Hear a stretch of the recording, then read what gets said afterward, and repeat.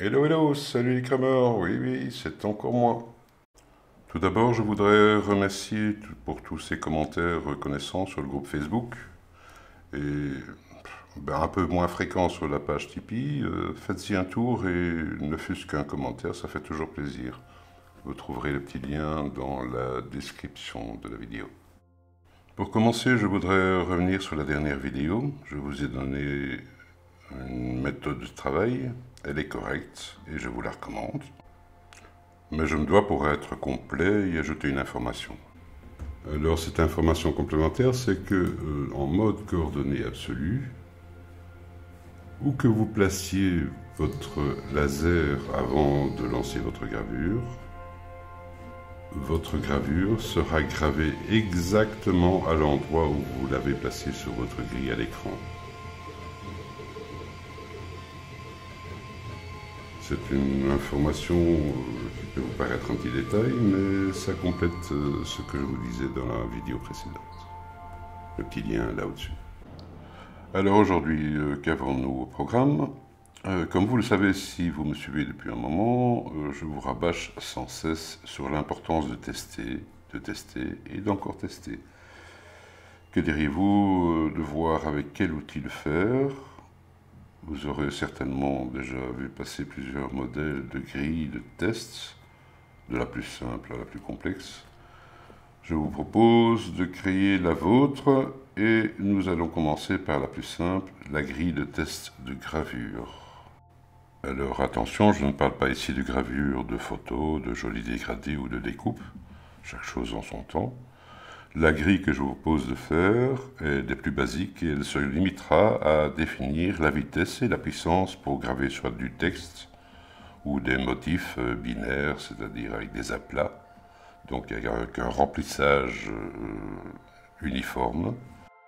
Donc pour choisir la puissance et la vitesse à appliquer pour obtenir le résultat escompté. Et par ailleurs, ce petit exercice nous permettra de passer en revue un outil que nous n'avons fait que survoler, les tableaux. Bon le décor étant planté, passons à la pratique. Allez hop, c'est parti, concentrons-nous sur notre plan de travail. Alors ceci, vous savez que vous devez le faire si vous voulez être sympa, donc je peux l'effacer. Nous allons garder la même pièce pour définir notre zone de travail. Donc je fais un zoom dessus, voilà. Notre premier élément, nous avons besoin d'un petit carré que nous allons mettre, disons, à 7 mm sur 7 mm. Ça devrait être largement suffisant. L'élément, nous allons le placer sur un calque, disons le bleu. Voilà, le bleu avec une sortie. Cette couche, je veux la remettre en remplissage plus ligne. Disons que je vais travailler en 1400 et en 100%. Je mets 100% ici, nous n'allons pas graver à cette puissance, vous allez voir plus loin. Ok, alors la ligne après remplissage, je la mets en 1400 également et je lui donne une puissance de 65. Je veux que les zones de remplissage soient marquées, quelle que soit la puissance que je mette dedans. Ok, voilà. Passons à l'élément suivant. J'aimerais avoir un nombre représentant le pourcentage de ce que je vais mettre en remplissage dans la colonne. Et ça pour toutes les colonnes. Alors, donc je vais insérer un texte. Un texte, je dis, voilà. Ce texte, je vais le transformer en variable numéro de série. J'espère que vous avez retenu ce que je vous ai montré. Sinon, je vous invite à aller faire un tour là-haut pour vous rafraîchir la mémoire. Interro surprise dans 2 minutes. Donc, je le déplace. Hop là.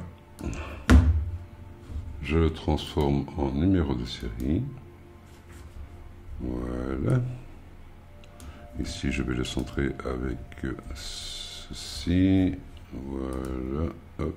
Centré. Aligné au centre. Et voilà. Donc là, je vais encore un peu le remonter un petit peu. Oups.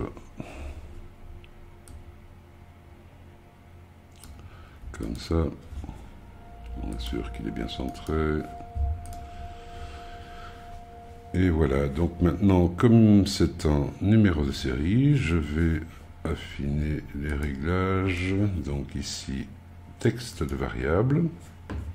Je veux qu'il commence à 60, c'est bien ça. Je veux qu'il avance de 5, très bien. Si je teste, vous voyez qu'il est à 60%, c'est bien ça. Très bien. Alors, le calque ici. Je le règle, donc 1465, ça c'est très bien. Je le mets en remplissage, voilà. Donc maintenant j'ai ma base. Notre base étant plantée, nous allons maintenant passer à la construction de notre tableau. Pour ce faire, je vais sélectionner les deux objets. Nous avons deux possibilités de tableau, soit linéaire, soit circulaire. La circulaire, nous ne verrons pas dans cette vidéo-ci.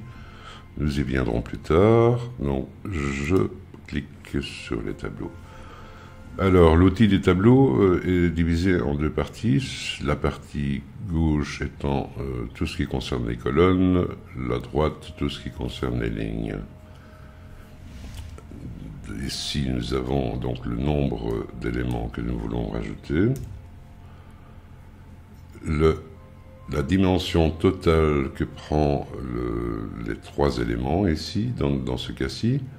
L'espacement entre les éléments, c'est-à-dire cette distance ici. Le déplacement des colonnes en X, nous verrons plus tard. Alors, nous pouvons choisir soit un espacement entre objets, donc de bord à bord, 3 mm, soit la distance de centre à centre. Et si nous pouvons inverser le sens, donc soit à gauche, soit à droite. Alors, Shift by Half vous permet de décaler une colonne sur deux de vos éléments. Vous pouvez le faire soit par ici, soit en réglant ici le déplacement de la colonne. Si je mets 4 mm, voilà, ici je vais mettre 0. Alors la mise en miroir, rien de tel qu'un petit exemple. Si je change ça, donc si je me mets... Si j'ai un élément ici que je veux mettre en tableau, voilà, 3 éléments. La mise en miroir, en fait, permet d'inverser chaque fois, soit en X, soit en Y, soit les deux, les éléments de votre tableau. Revenons à nos moutons et essayons de construire notre tableau. Donc je sélectionne les deux objets, j'ouvre la création de tableau. Alors, petite astuce, donc le dernier point ici, l'incrémentation de la variable. Si vous mettez le nombre de colonnes avant d'avoir modifié votre incrémentation de variable, vous allez obtenir un résultat. Donc ici 60, 61, 62, 63, 64, 65. Donc l'incrémentation que vous aviez spécifiée ici n'est pas appliquée. Donc je reviens en arrière. Ce qu'il faut faire, c'est d'abord donner votre incrémentation. Cette incrémentation, donc, une prime sur ce que vous aviez réglé là. Si après seulement vous spécifiez le nombre de colonnes. Voilà. Donc maintenant, si je vérifie, j'ai bien une incrémentation de 5. Ce que je désirais. Alors, dernier petit réglage de l'outil. Je reviens en arrière. Voilà. Je lui donne l'incrémentation et je le mets donc en déploiement virtuel. Si je le mets en déploiement virtuel, donc si je lui donne le nombre de colonnes, vous voyez que les colonnes ont bien été déployées, mais par contre elles ne sont que une copie exacte de l'élément que vous aviez sélectionné au départ. Comme elles sont virtuelles, elles n'ont pas d'existence propre. Vous voyez, vous ne pouvez pas les sélectionner. Donc vous ne pouvez pas les modifier. Ce que nous n'avons pas besoin dans ce cas-ci. Donc je reviens en arrière. Voilà. Donc je sélectionne le tout. Je décoche le déploiement virtuel. Je lui donne une incrémentation et le nombre de colonnes. Et voilà, nous allons pouvoir travailler sur ces éléments-là. Alors, notre tableau commence à prendre forme. Sélectionnons tout et arrangeons un peu la chose. Nous déplaçons un peu sur la gauche. Voilà. Donc, actuellement, tous nos petits carrés sont sur la même couche. C'est-à-dire que si on la laisse comme ça, ils seront gravés toutes à 100%. Ce n'est pas ce que nous désirons. Si vous vous rappelez, nous voulons qu'ils adoptent la puissance entre 60 et 85%. Donc pour ce faire, nous allons sélectionner chaque élément et en affichant les propriétés, vous voyez ici que l'échelle de puissance est à 100%. Nous allons simplement en changer le contenu. Ici, je veux qu'il soit à 60%. Voilà. Le suivant, je voudrais qu'il soit à 65%. Et ainsi de suite. Donc le suivant, 70.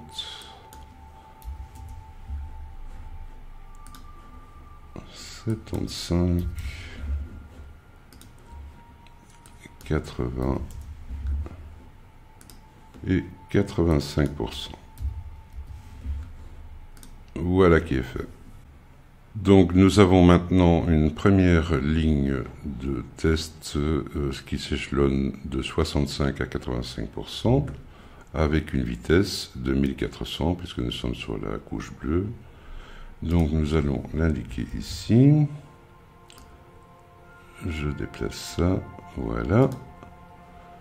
Et nous allons maintenant dupliquer cette ligne pour l'adapter à d'autres vitesses. Je sélectionne donc mes petits carrés, voilà. J'ouvre l'outil de tableau. Je ne travaille plus sur les colonnes, mais sur les lignes. Je veux 3 lignes. Voilà. J'ai maintenant un tableau avec 3 lignes. Je vais sélectionner chaque ligne séparément, les mettre sur une autre couche. Cette couche, je la mets en remplissage plus ligne à une vitesse de, je vais mettre 1600 pour la seconde, et la puissance max à 100%. Voilà. Et je vois que chaque élément a gardé la puissance que j'avais mise dans la ligne précédente. Voilà, 65, 70, etc. Je fais la même chose pour le troisième. Je la place sur une ligne différente. Bien en remplissage plus ligne. Là, je vais la mettre à 1800, 1800 et à 100%. Voilà qui est fait. Il ne me reste plus qu'à dupliquer ceci. CTRL-C, CTRL-V et modifier la vitesse. Donc ici c'est 1600, celle-ci 1800. Voilà, je prends les trois, sélection 1, 2 et 3. Je les aligne. Non, ici alignement, aligne au centre, et je déplace un peu, voilà. Maintenant ça, je voudrais qu'il soit aligné au centre avec ça. Voilà, même chose. Aligné au centre et même chose. Voilà. J'ai maintenant un tableau de valeurs. Donc la vitesse est indiquée à 1400. J'ai une variation de la puissance entre 60 et 85%. Idem pour les 1600 et idem pour les 1800. Je vérifie, je suis bien 60%. Mon tableau est terminé. Maintenant, on ne tient qu'à vous de le graver et de le stocker dans votre bibliothèque et vous pouvez l'ouvrir à tout moment. En vérifiant le résultat, aperçu, voilà. Donc vous voyez que vous avez une variation de 60 à 85% pour les différentes vitesses. Alors vous avez maintenant toutes les clés en main pour l'adapter à vos besoins. Pour ma part, vous verrez qu'avec un peu d'expérience, vous saurez définir plus ou moins la vitesse à laquelle vous devriez graver sur tel matériau. Pour ma part, je me suis fait une petite bibliothèque et je peux, par exemple, voilà, je l'ajoute au graphique du projet. Voilà, je ferme la bibliothèque. J'ai directement ce que je veux graver. Je vérifie simplement que la couche soit à la bonne vitesse et à 100%. Je le grave et voilà le résultat. Je peux définir dès lors à quelle puissance je dois graver mon projet. Voilà qui conclut notre petit tuto du jour. Alors n'hésitez pas à partager et comme d'habitude, j'espère qu'il vous aura plu. N'hésitez pas, petit pouce, abonnement, et vous verrez les suivants.